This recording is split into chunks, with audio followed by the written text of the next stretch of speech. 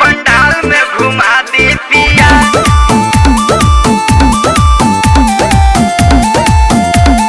Music by Pankaj Kaushik.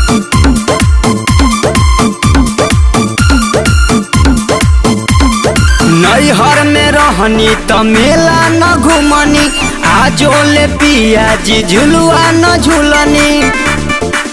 ए जी सुनो तनी, नैहर में रहनी त मेला न घुमनी, आजो ले पिया जी झुलुआ न झुलनी। आपन धनिया के मन कहनी